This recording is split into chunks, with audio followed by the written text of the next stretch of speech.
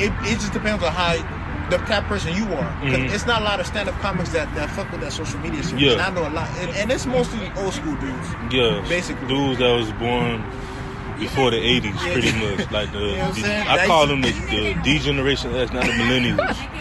You know. Yeah, them dudes, man, they used to sell crack and said, you know, Yeah. the crack game over, man. Let me just start this stand-up comedy Yeah, shit. them boy that was born in the 70s, raised in the 80s and all that, yeah. Yeah, man, cause I like to ask that question because I think I asked her, if I'm not mistaken, but I like to ask that because for me, I got to balance it because I love to go on Instagram, you know, when I'm down, I see like a comedian, you know, like say something shit funny and like, you know, make me and my wife laugh or whomever around. But I'm also like, you know, even though we millennials, we was raised like watching Martin and watching Chris Rock and Monique and all them, Cat Williams, like I feel like we're the last generation that witnessed that. You know what I'm saying? So that's why it's like, it's always like a here and there where some people rather just stick with the old school, some people stick with the new school, and then some people like us, we stick with both. You know? Yeah, so. and it what it also does is like, it makes you appreciate the stand-up comedy less. Yeah. It makes you appreciate it less, like the art, because it's like it's very easy to go behind the Instagram and take one, take two, take three. Right. But as far as like going on stage and you got 5 minutes, 5, 10, 15 minutes to make someone laugh and it's live. Yeah. It's no like, okay, I tell this joke and like, okay, nah, I messed up, let me start over again. Nah, it's live. It's live, yeah. You know what I'm saying? So I've seen people like on Instagram that have like 1 million followers and go on stage and it's a dead. wrap. You feel what I'm saying? But I've seen other people who got 100 followers on Instagram and just kill blow it, the roof off that shit. So it's like I said, it's good and bad, you know. But if you do, one thing I do appreciate about the Instagram comedians now is like the one that do have that platform, they just don't stay there. They're trying to expand. Like, okay, now I can do this. I got this much followers or whatever like that, and I got a fan base now. Let me take this to the stage now. Right. So it's like that's what's bringing that's what's bringing like, you know, the money in. So it's like it's all about high supply and demand. We all know that. So now it's forcing other comics to have not only got to have stage presence, but you got to have social media presence to bring out a crowd. So. Right. And it goes back to like social media.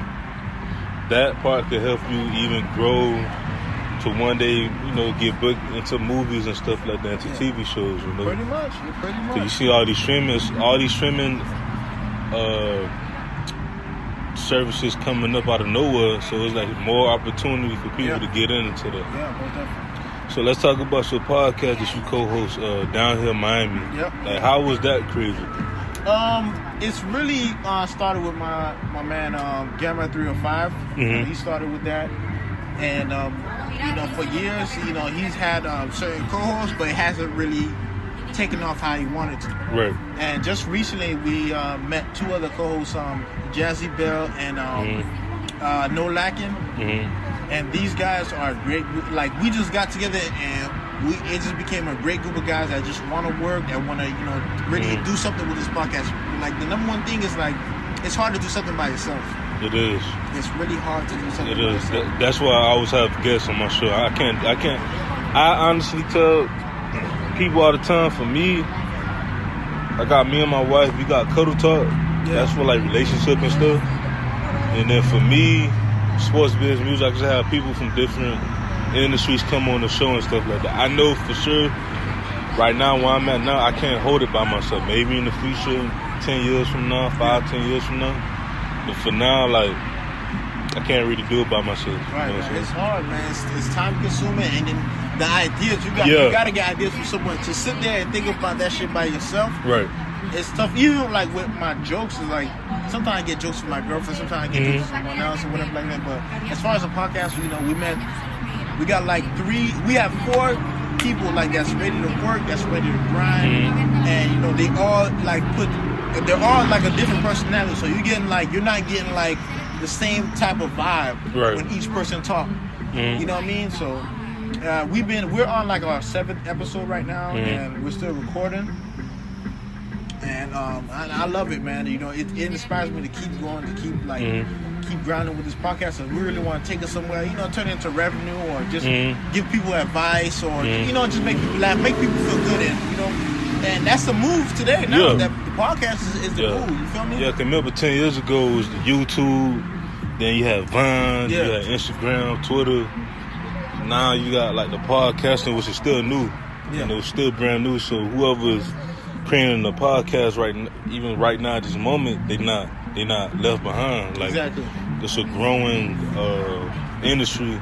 And I remember I seen something on like MSNBC or something. They were saying that podcasting like 5 to 10 years from now, the revenue that it gonna create, not only for yourself but for anyone who you sign under or whatever, like Our Heart and all that. Like it's the money gonna be there for everybody. You know what I'm saying? The growth is gonna be there for everybody. You know what I'm saying? So like I look at podcasts like the Joe Budden podcast, Drink Champs, like they're inspiring because they get these deals from like Spotify and Tidal and stuff like that. So just like anything is possible. Yeah, I like Joe Budden podcast. Yeah, it's real. Like it's a real like sit back and chill type vibe. Yeah. You know what? I like those podcasts where like the guys express how they feel. Like I was one thing I don't like is like when I get invited to talk on a podcast and I can't curse, or like I gotta watch what you can curse on here. You know what I mean? Like I like that because I'm being me. Like I gotta watch what I say. And, you know what I mean? But I like Joe Budden podcast. It's pretty cool. Yeah, people think with my podcast, people think that you can't curse or whatnot because of the name, which is cool. But I tell them all the time, you can curse whatever you want. Yeah. Say how you feel. Man. Yeah. So like what? So y'all just talk about like random topics? Because I'm just starting to like follow y'all podcast, so I'm gonna be following y'all too. Okay. Especially, you know, I always support the local as well. So what we're trying to do is just like we're just like trying to find a niche. So we talk about topics. You know, we interview upcoming entrepreneurs. We interview artists. You know, sometimes we'll just have have a random show where we're just sitting there talking shit. You know what I'm saying? We just want to make it as natural as possible. Right. You know what I mean? So, and then sometimes we'll have like a segment where, you know, where women want to ask like advice on relationships and stuff like that. So there's certain stuff like that. And we keep it real. Like, we're not going to keep it like, you know, we're not going to tell you what you want to hear. We're going to tell you what you have to hear. Yeah. You know, that's what people like that's what people sometimes fail to really grasp is like, this is what you need to know. Right. You know what I mean? And then we also do our research so that way we're not saying shit like that's not pretty much. So you have any advices for like up and coming, like, you know, comics and like people that want to get in the media and everything, like network, you gotta the number one thing is with, you know, upcoming artists, upcoming podcast people, upcoming whatever you're trying to do, you're trying to get, you gotta network and put your pride to the fucking side. Right. Because I've seen it a lot in Miami. It's like a lot of people don't want to work with you. Preach. Yeah.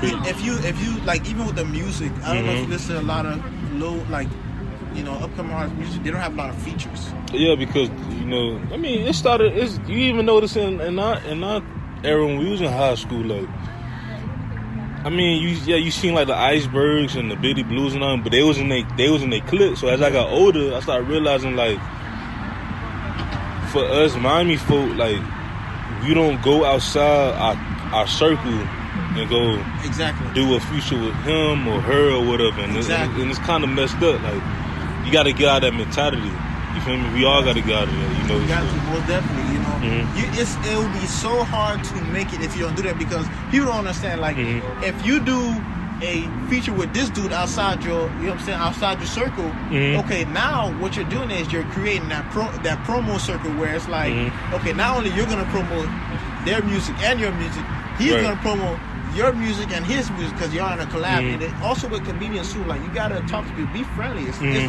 know what I mean? That's the whole point of the business, the job, because you're gonna meet people where it's like you have to be friendly. Right. You know what I'm saying? And like, you want to grow that personality where like you're not kissing ass, you're just trying to, you know, talk, engage, you know what I'm saying, and try to, like, you know, make a deal or something like that. But it's just, people just like, what I see now is like, they only show importance to people that's gonna do something for them. Right. they're not really genuine. Ain't shit genuine. I understand people want to get paid, you know, people want to get paid and they got bills to pay and stuff like that, but you got to put that mentality where I want to do this for love. It's really no love in this shit. Right. A lot of people don't do this because they love it. They just do it because, okay, this is a way out, this and that, this is, you know what I mean? I don't see the passion. It's not a lot of passion of like in this rap. I'm listening to people, I'm listening to certain artists, there's no passion in their music. You know what I'm saying? He just rap about some bullshit that you think is cool. I listen I watch a lot of comedians that's telling jokes. There's no passion in your shit. You feel what I'm saying? Because I can tell this is not you. So I feel like my advice is put your passion in, make sure your heart is in it. And if you're trying to do it for the money, and everybody says this.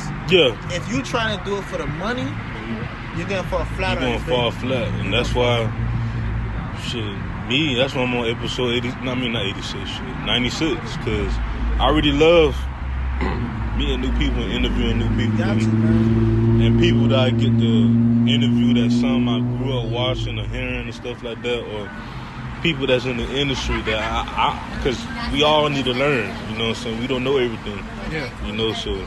But I think when it comes to like Miami talent in general, or Miami people in general, they think that we like New York or LA or something. But I gotta remind them like we still the South. Like when I went to LA, I was like, I want to go back home. This shit too fast for me, honestly. Like it was too like all this way and shit. I'm like, LA, I feel like some people. They'll be like, well, you know, I'm from the city and stuff, you know. I'm like, no, bro. When you go to these bigger markets, you be like, damn, Miami is it's still the South, you know, it's still developing, you know, so. I recently took a trip to LA so I could perform at the Laugh Factory. Yeah. And what I realized is, like, people in LA will really put their pride to the side and work with you. Like, but that's the funny thing about it. They're more, when I say, like, Miami talent think they're like New York or LA. I mean like the flashing, Miami is beautiful down here, you know, with the beaches and stuff like that. But in terms of like, shit, I can wake up and go to a record label over there, or I can wake up and go to a radio station right down the street. We don't have that, you know what I'm saying? LA, even though LA is like Miami is more spread out. They could take 20, 30 minutes to go to Warner Brothers and stuff like that. And it's like, when you actually meet these people, they're not assholes. They actually want to work with you. Yeah, most definitely. Most definitely, man. Most definitely. Like, you know what I mean? New York people I met that was so humble. I'm like, the outside looking in, you know, with the 50 cents and all of them, you be like, shit, these boys assholes. But they actually work with, you know, people within their city. Shit, look at Atlanta. The reason why, like, Miami people want to be so much like Atlanta, but they can't, because Atlanta got artists that be beefing with each other since they was 3 years old. But they like, fuck it. They put their pride on the side, like you said, and they go for that money. They go for that next growth. Exactly. You know what I'm saying? So we got to do that. You know, I don't care if you from North Miami, or I'm from Opelika, or you from Homestead, or you from Broward or Palm Beach or Tampa, whatever, we gotta all work together. Exactly. You know? And you can see a lot of these artists are not really getting show money like that. Yeah. You know what I'm saying? They ain't really, it just all, you know, most of them just out here to sell drugs or whatever like that. And they're making like, okay, I get this. I'm like, bro, you're not really marketing yourself how you're supposed to. You know what I'm saying? Market your music. You know what I'm saying? Work with other artists. There's too many artists out here for you to be beefing with all of them. And I listen to your mixtape, and it's only you on there. Yeah, you know what I'm saying? You and your homeboys on there. Yeah. So it's like, come on, man. So who's your in your top 5? Who's your like top 5 as far as like comedians? I don't really got top 5, but the two guys I really like, I try to model my game after is Corey Holcomb. Okay. And Dion Cole. Okay. Those two guys right there, I love it. Like, Corey Holcomb is that asshole type of vibe. And it's like, with Dion Cole, he's like smooth, like, okay, ladies, like, here's the advice I got to give you. Like, you know, like, he give, like, Corey Holcomb will give you that, okay, don't stop messing with these poor women. Yeah. You know what I'm saying? Like, Corey Holcomb had a joke, is like, fellas, you gotta stop meeting women at the club. You gotta meet them at their job, at Walmart, and the